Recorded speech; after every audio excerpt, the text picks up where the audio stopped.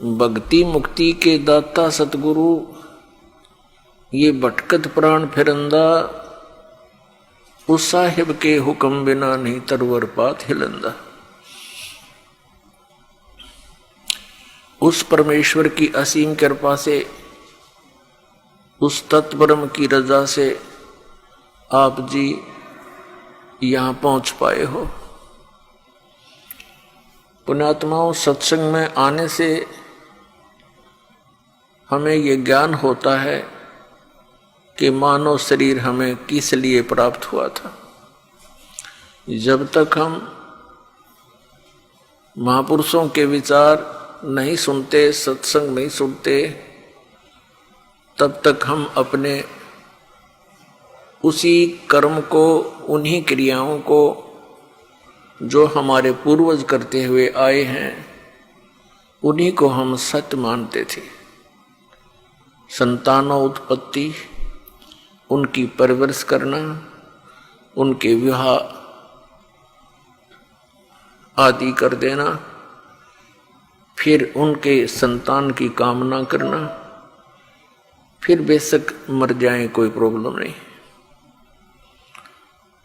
तो ये तो हमारे ना चाहने से भी हो रहा था, क्योंकि जो हमने कर्म करना चाहिए था उसका ज्ञान ना होने से हम जो भी प्रारब्ध से प्राप्त कर रहे थे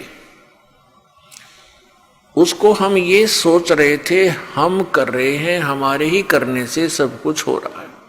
लेकिन ये हमारी भूल थी, अध्यात्म तत्व ज्ञान का अभाव था। जो हमने करना चाहिए था वो हमने शुरू भी नहीं किया होता है जब तक हम सत्संग नहीं सुनते। कोई तो कहा करता था कि मैंने ऐसे 5 प्लाट ले लिए, 2 कोठी बना दी, सब बच्चों का विवाह बड़े ठाठ से कर दिया। मैंने बहुत परिश्रम किया, मेहनत की, और जिससे धन प्राप्ति हुई। कोई कहता था मैंने ऐसे कर दिया। तो ये सब भूल थी प्राणी की कि ये इस जीव को जो मानव शरीर प्राप्त होता है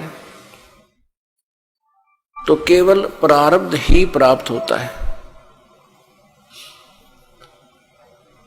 जीव का ना चाहा होता है ना किया होता है। और फिर कुछ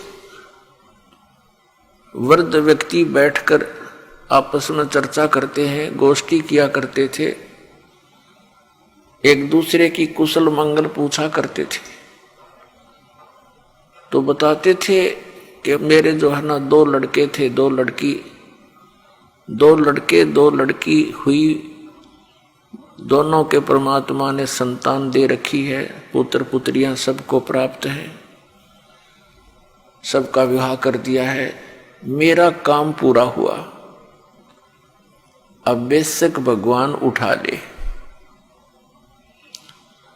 अब इतना ही ज्ञान था उन भोली आत्माओं को कि बस काम पूरा हो गया, संतानों उत्पत्ति, उनकी परवरिश, विवाह, फिर उनका भगवान ने संतान दे दी, बस अब हमारा काम पूरा हुआ।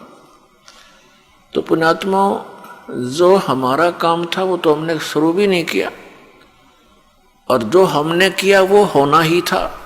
जिसको हम ये सोचते हैं कि हमने किया वो तो आपको प्राप्त ही होना था। जैसे विवाह के पश्चात परिवार का भी और साथ में जिन बच्चों का विवाह हुआ है उनका एक ही मनोरथ होता है कि भगवान पुत्र दे, क्योंकि हमने अज्ञानता के कारण पुत्र और पुत्री में बहुत भेद मान रखा था।